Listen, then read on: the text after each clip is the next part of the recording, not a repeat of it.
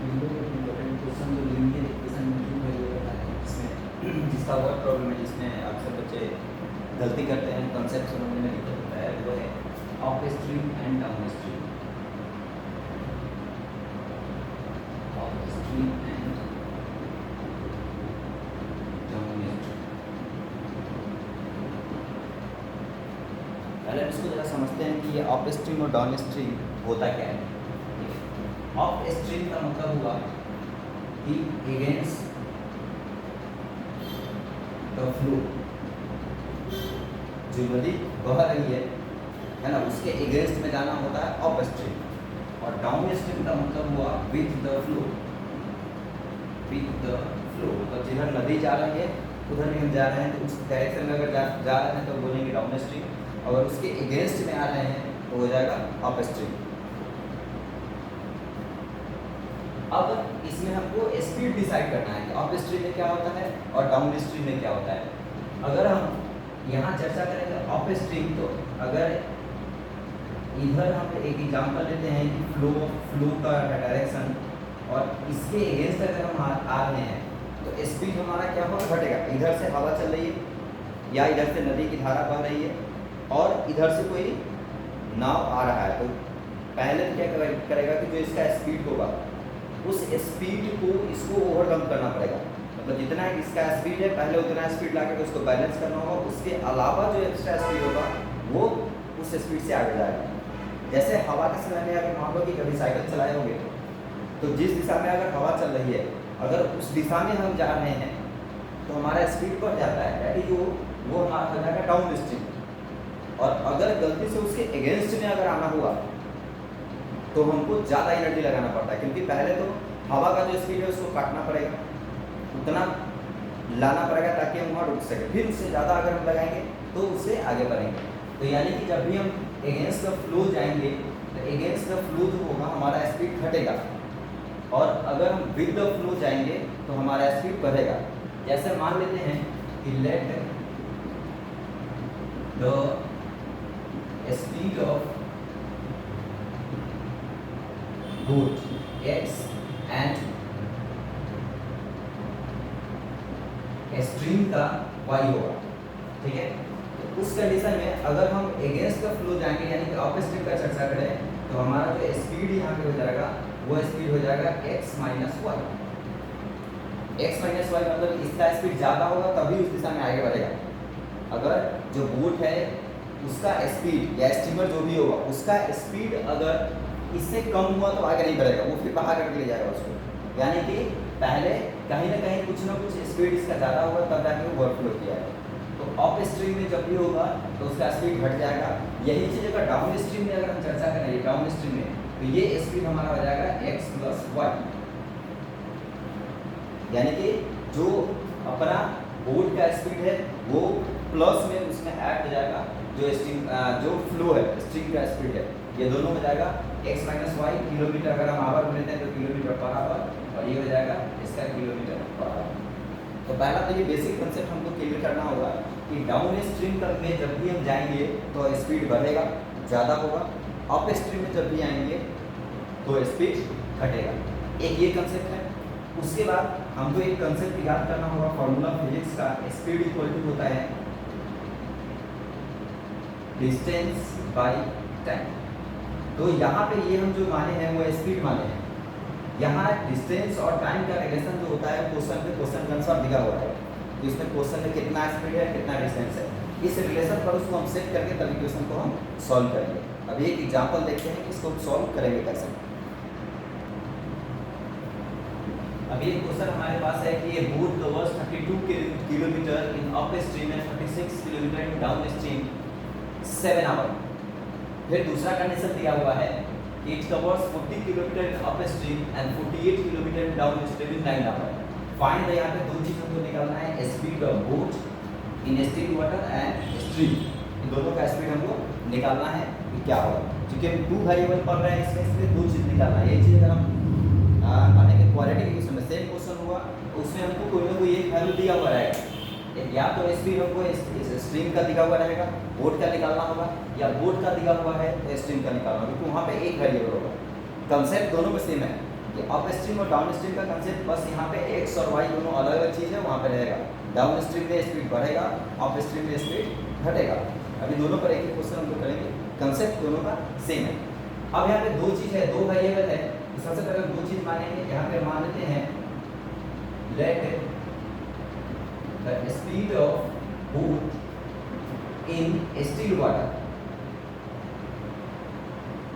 is x kilometer per hour and let the speed of stream ये होता है y kilometre per our. ये तो दोनों का स्पीड मान लिए। अब हम मान लेते हैं कि पहले निकालेंगे कि अप स्ट्रीम में क्या होगा।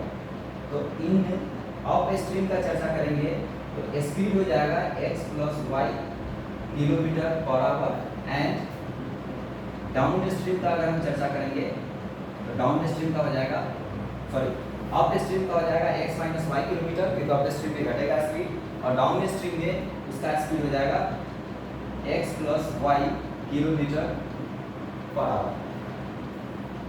स्पीड निकाल लिए।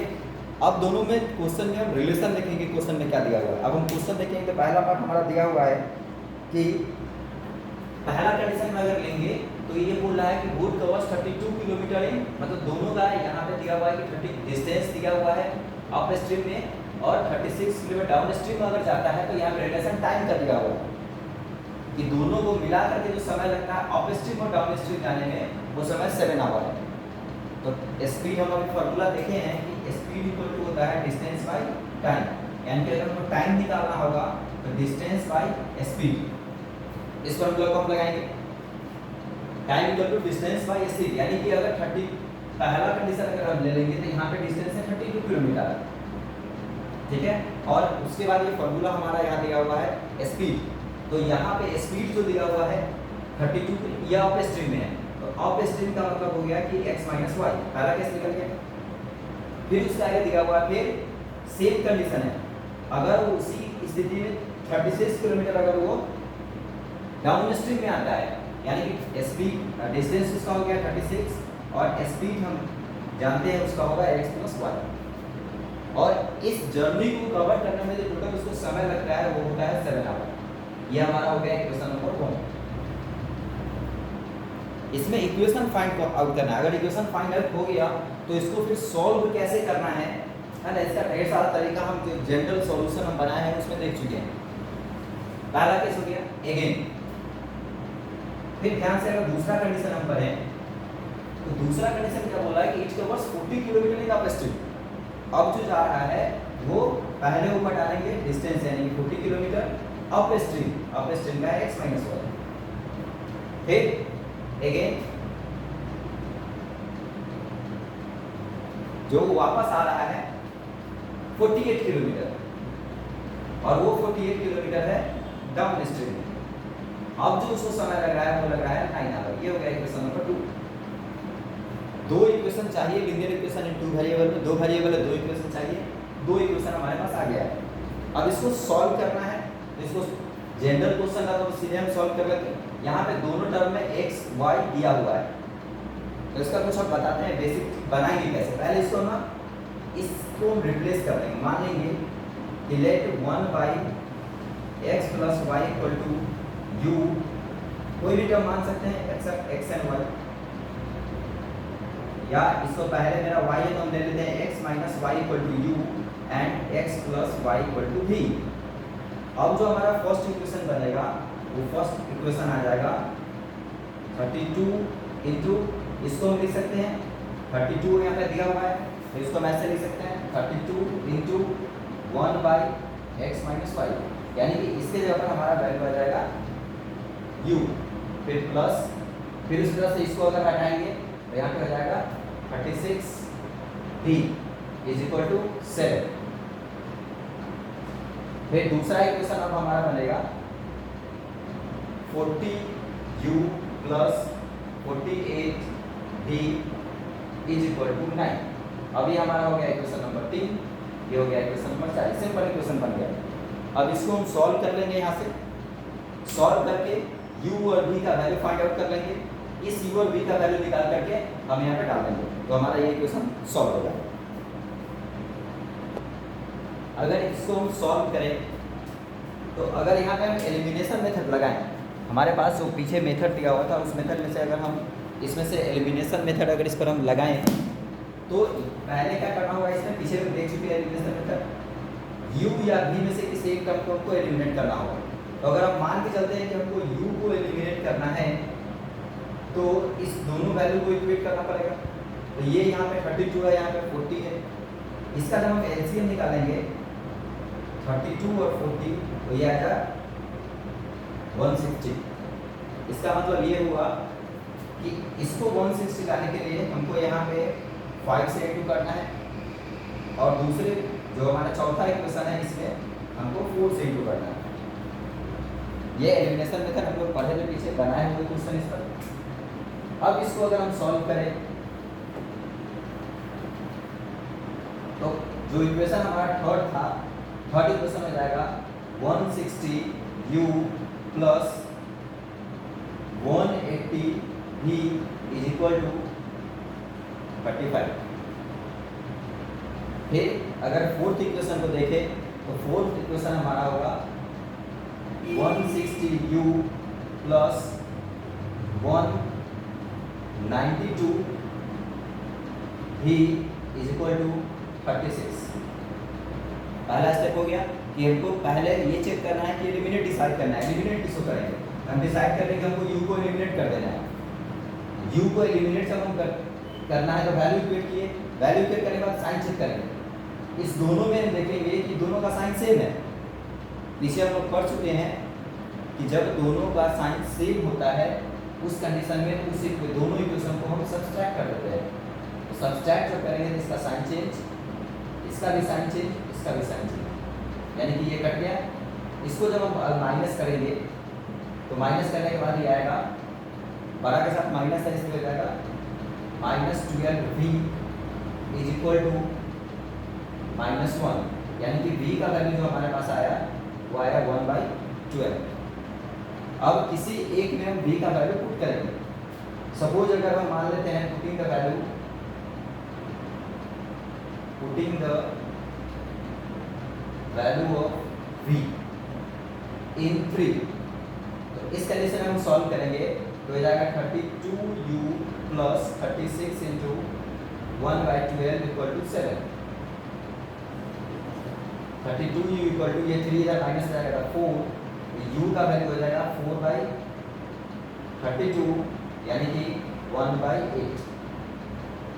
हम जो मान के चले थे u और v उसका वैल्यू हम फाइंड आउट कर लिए। हमको u और v से मतलब नहीं है, हमको मतलब है x और y से।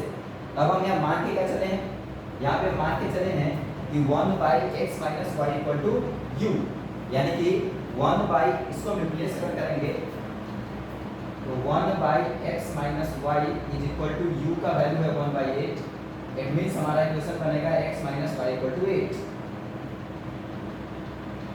इसमें कोई दिक्कत नहीं होगा। फिर v का देखते हैं तो v 1/12 है, हमारा यहाँ v माना हुआ है 1/x प्लस y। इसको अगर हम पुट करेंगे 1/x plus y is equal to 1/12, यानी कि आ जाएगा x plus y equal to 12। अब यहाँ पे फिर हम मेथड लगाएंगे, एलिमिनेशन सेम है, दोनों को ऐड कर, यहाँ पे वैल्यू y को अगर हम रिप्लेस करेंगे तो यहाँ y का कोएफिशिएंट 1, यहाँ भी 1। इसको अब दूसरा स्टेप लगाएंगे, इसका साइन चेक करेंगे, यहाँ पे माइनस, यहाँ पे प्लस, डिफरेंट साइन है। तो इस समय हमारे दिमाग में ये फॉर्मूला वो याद आना चाहिए कि अगर डिफरेंट साइन है तो हम सीधे इसको ऐड करेंगे, यानी कि इस दोनों को अगर हम ऐड कर देंगे तो हमारे पास वैल्यू आता है 2x equal to 20, that means कि x इक्वल टू 10। और x का वैल्यू किसी एक इक्वेशन में हम डालेंगे 10, यहीं पे अगर 10 डाल देते हैं तो y का वैल्यू हो जाएगा 2। यानी कि हम जो यहाँ पे मान के चले थे कि स्टील वाटर में बोट का स्पीड x है तो x का वैल्यू हो गया 10, ये हो गया 10 किलोमीटर पर आवर और ये हो जाएगा 2 किलोमीटर पर आवर। जो मेन कॉन्सेप्ट इस क्वेश्चन में, इस तरह के क्वेश्चन में जो एप्लीकेशन हम न्यूमेरिकल क्वेश्चन सॉल्व करेंगे उसमें हमारा मेन कॉन्सेप्ट बस इक्वेशन तैयार करना है।